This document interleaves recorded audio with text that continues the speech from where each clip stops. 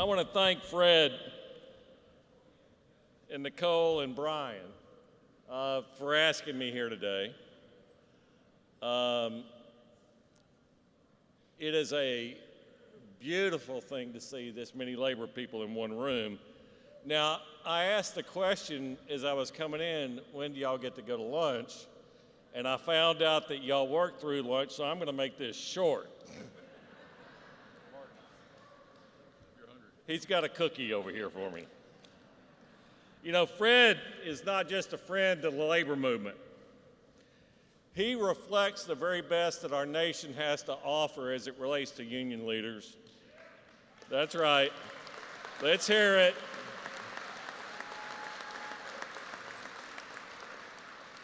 You know, his commitment, his experience and compassion and dedication to protecting the lives of hardworking union members has defined his life's purpose.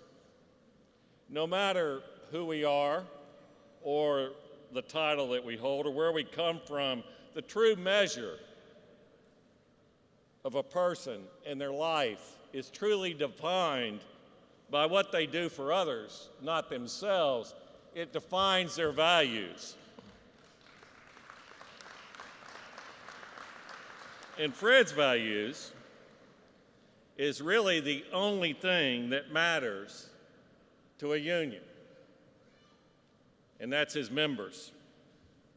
All of you, all of the amazing letter carriers that couldn't be here today, and for all that he's done to improve the lives of others.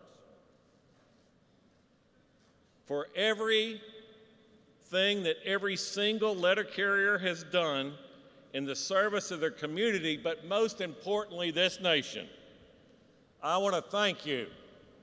I want to thank you on the behalf of the 1.3 million members of the USCW and our entire union family.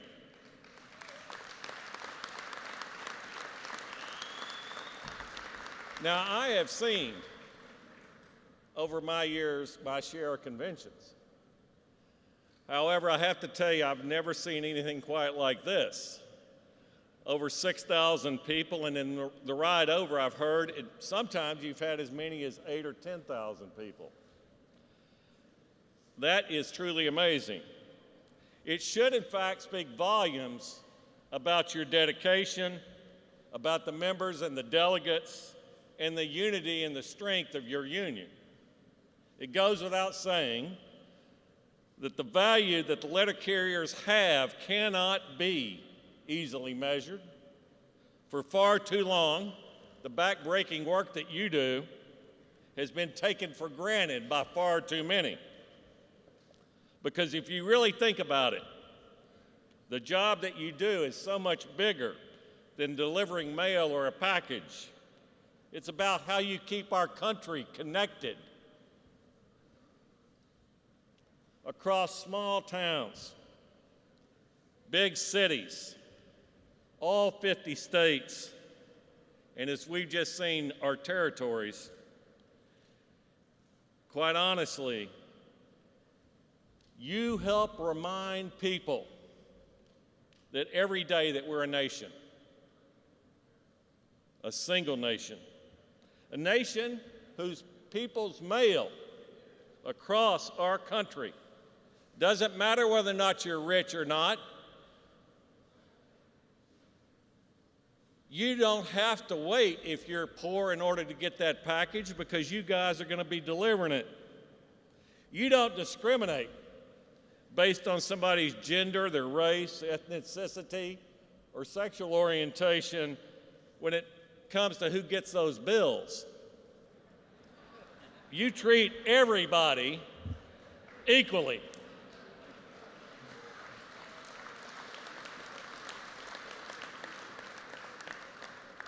Now, is there anybody here from Stafford that I could talk to about stopping some of those bills coming to our house? But at a time when this country is more divided than it ever has been, as we heard from Fred, the jobs that you do, quite honestly, are helping in quiet and powerful ways to keep our country together.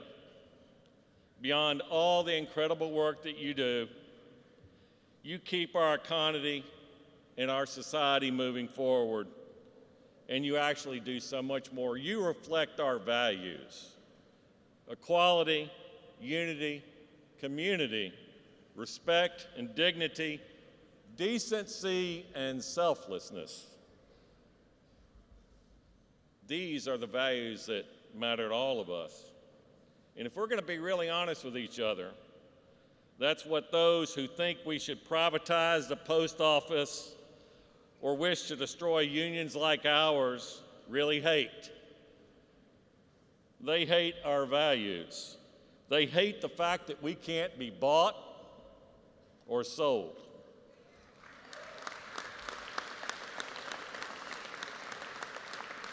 They hate that we care about others more than we do ourselves. They hate that we stand in the way of the blind pursuit of greed. So let me be very clear. The UFCW and our entire union family will stand with you and your union family anytime, any place, anywhere. Come hell or high water. And if they want to get to you, they're going to have to do that through us. If they attack you, we'll hit them back with you.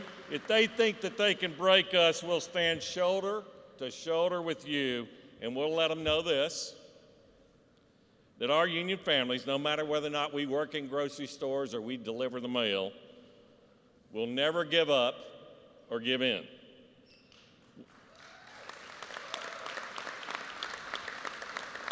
We're going to stand together, and we'll fight back, and we're going to protect those who matters most: our members and our families.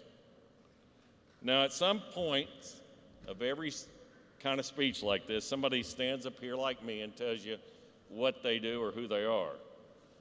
Well, I don't want to do that today.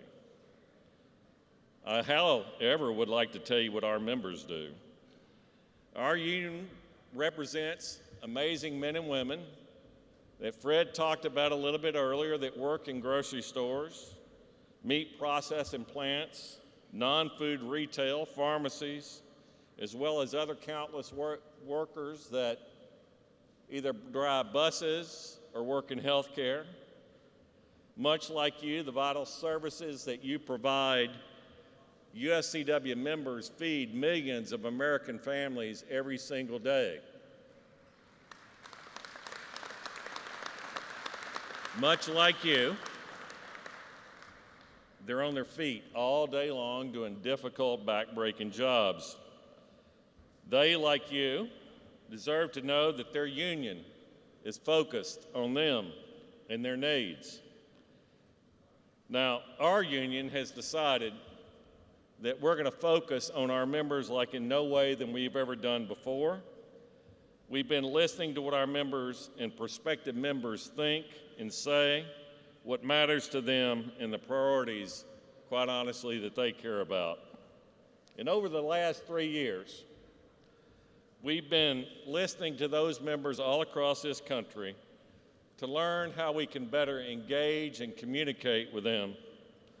And we've been driven by one single goal, and that's to prove value to our members and show value to those who deserve to be our members. To achieve this goal, we're using every method of communication and research tool we can, and that includes paper mail.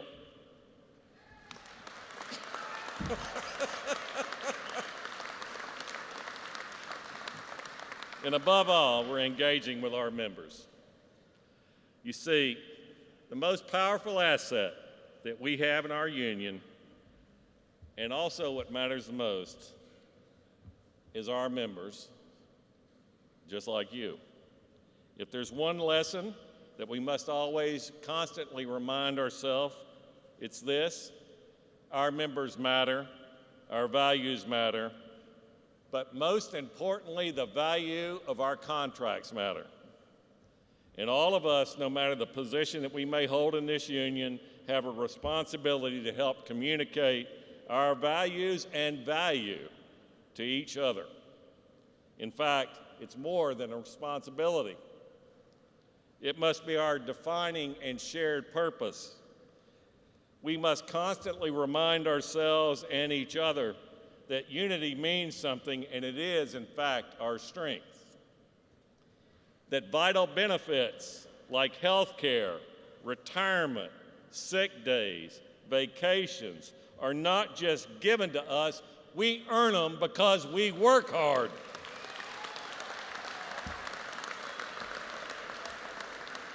And if you haven't been noticing what's going on, we're going to have to protect them with our contracts. Now, we have to remind each other that hardworking men and women, whether or not they're a part of a union or not, don't just get better deals because some corporate CEO or politician decided to be selfless and kind. You see, any CEO or politician, no matter the company or the government, will never protect a worker's wages and benefits. To them, it's a cost. It's an expenditure.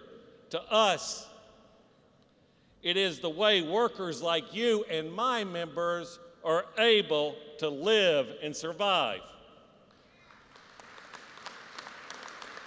So let there never be a doubt that no organization, no company, no government has ever succeeded in spite of its workers. We succeed because of our workers. And when those in wealth and power and political agendas come after you or us, it isn't because we've done something wrong. No, it's because we've done something right. It's because we have a positive outcome when we negotiate things for people and we make workers' lives better. It makes a positive difference in our communities that we are in.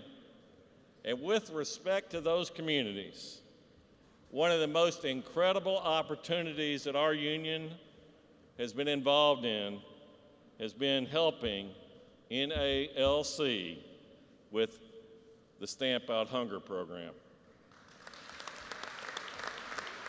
You see, I'm still not sure why we didn't get involved in this a long time ago with you guys. I mean, we're the food union, right? One day I'm sitting there and Fred's talking about it and I said, duh.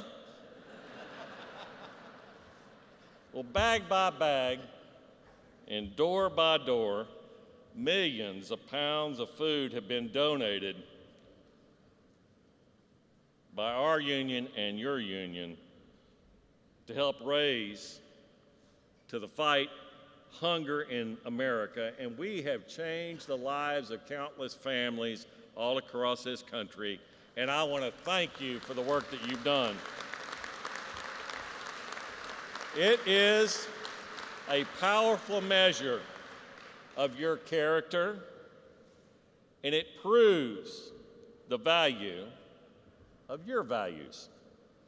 And because whether it's fighting hunger or fighting to protect your members' benefits and wages, you prove this by standing together, being there for each other. We are, in fact, our brothers and our sisters' keeper. So before I end, let me call on all of you to embrace the power that you all have, that we all have to be able to shape the kind of America that we believe in.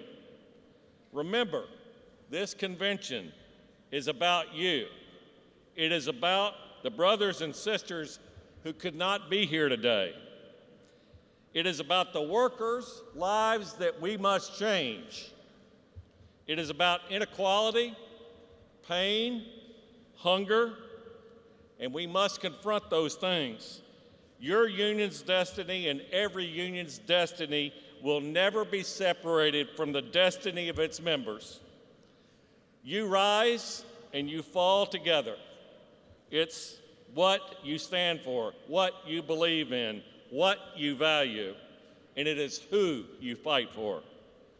These are the moments that change workers' lives, and it is, in fact, these selfless acts where hope is created and restored, where dignity and respect is given, where the voice of workers long silenced by indifference are given an opportunity and the strength to speak out. That is the true power of the National Association of Letter Carriers and all of our unions. And while we may be a part of different unions, we're forever bonded together as union brothers and sisters in our family. Our unions will not wait for history to define us. We must define ourselves. So if you believe in the power of the NALC to change the lives of your members, stand up. If you believe in the righteousness of the fight, then stand up and show it. If you believe that hardworking men and women, no matter the color of their skin, the faith that they are, whom they love, or where they were born, deserve better, then stand up and believe it. And if you believe in the power of unions to change the lives of the members and the communities that they live in for the better, then stand up and let these son of a bitches know it. Now, thank you again for the opportunity to be here. Thank you, President Rolando, for giving me this chance. And most of all, thank you for every single thing you do.